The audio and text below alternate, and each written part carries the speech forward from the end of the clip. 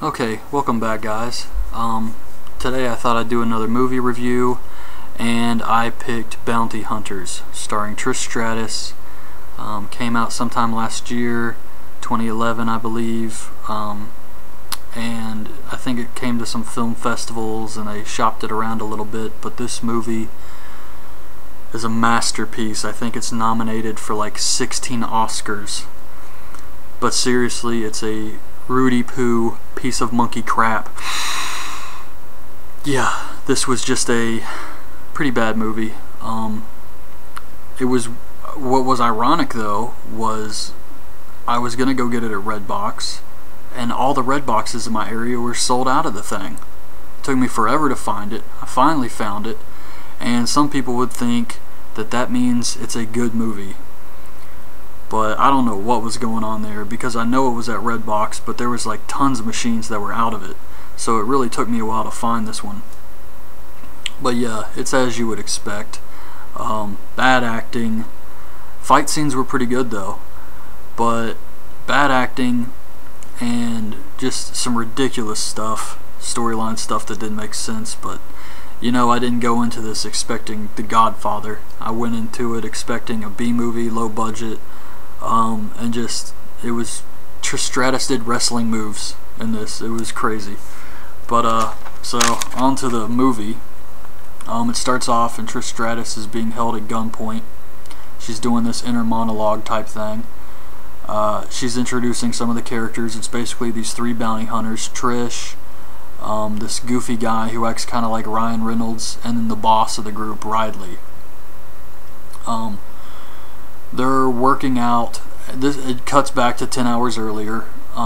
They're working out, and Trish and the goofy guy, the Ryan Reynolds type guy, is complaining about working out like he's never done it, but it's obvious this guy's pretty big. He works out.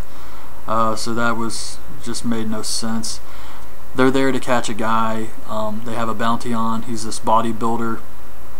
The boss is distracting the desk clerk while they're back there trying to beat this guy up. I don't know why he was distracting her. They're bounty hunters. They could have said, hey, we got this guy, we're gonna go get him, but he's distracting her for some reason. Trish and the other guy get into a fight with him. She hits a Hurricane Rana. She hits a head scissors, and they're the only ones in the gym. So anyway, they catch this guy. They go for another bounty. They get to the house. He has a BB gun. They catch this guy. They put him in the back of the van. They drop Trish off at work. She works at a strip club as a bartender. It shows her go in the locker room and change clothes, and they play this cheesy music, this guitar solo when she's taking her clothes off. The prisoner is riding to jail with the other two bounty hunters, and he offers them another bounty he knows about that's worth $100 grand. He's got info on the guy. They check it out, and there is a guy who has this bounty out there, so they take some information from him. They decide they gotta get Trish so she can get a part of the money, so they go to the strip club and they find her beating up customers. They pick her up and they go to a massage parlor to find the guy who has the $100 grand bounty. They find him. The massage parlor people start fighting Trish and the goofy bounty hunter. So everybody's fighting. Trish is fighting in these high-heeled boots. They catch him and they set the other guy free since he gave him the information. So then now they have the $100 grand guy in the back seat of the van. His name's Mario. He says some people are trying to kill him. They get a call from this mob boss. He offers them $1 million if they bring him Mario instead of take him to jail. The bounty hunter boss, Riley, he says he doesn't want to do it. The other goofy guy says we need to talk about this. Trish doesn't want to do it. The mob boss has a cop on payroll telling him information about the bounty hunters. Riley agrees to meet the mobster.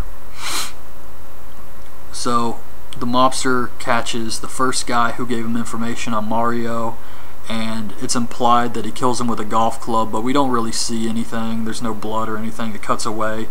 One of the guys who's supposed to work for the mobster, his name's Francis. He shows up to make the trade, Mario for the bag of money, but they set him up. They weren't going to do the deal after all.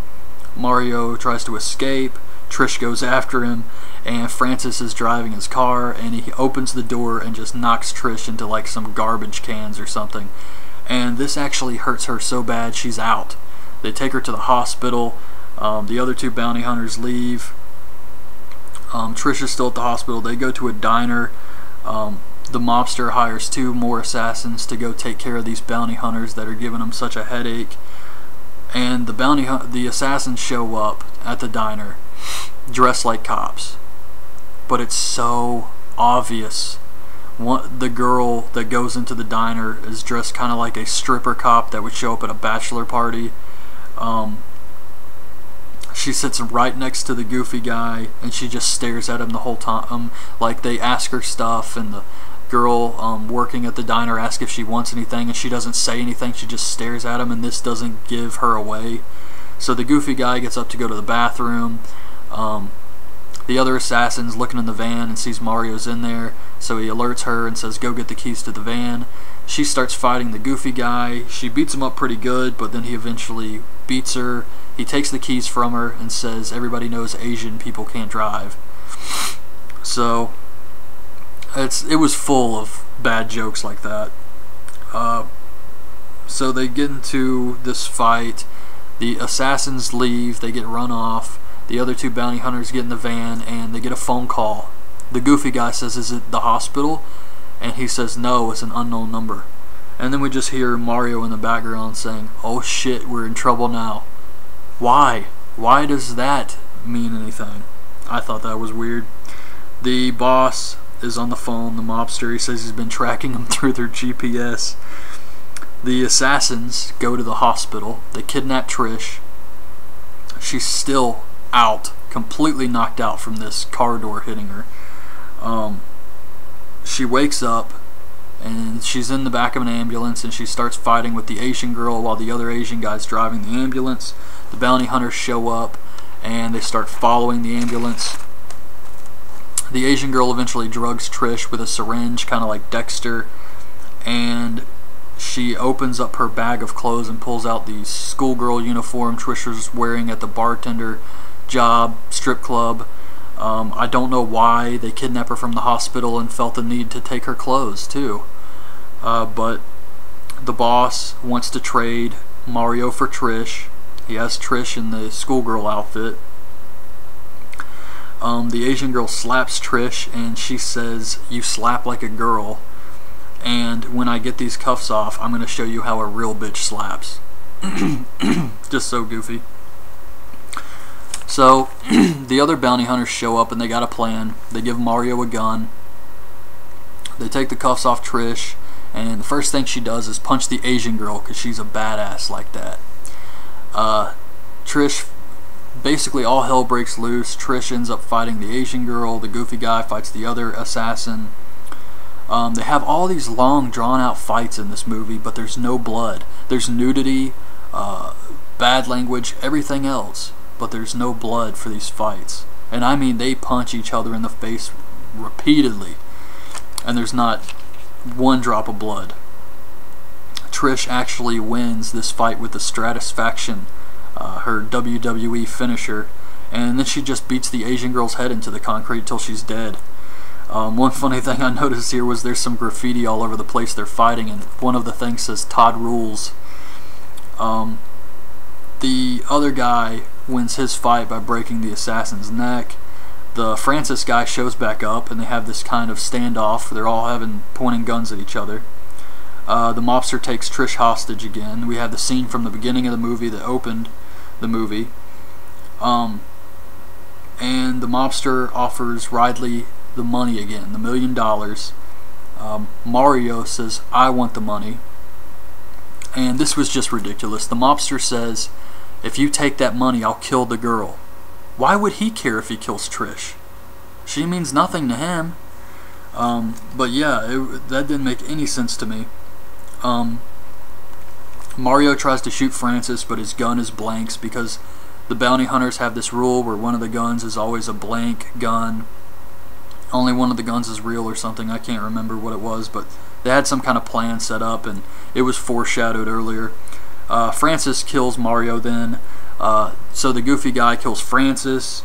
And then the mobster offers him the money again. He's trying to give away this $1 million, and they just refuse to accept it. But so Trish is still held hostage. The other two bounty hunters are staring at him, and he says, "Let's do the finishing move." And Trish is like, "Yeah, everyone loves the finishing move." And the finishing move consists of Trish ducking and the bounty hunters shooting the bad guy. That was it.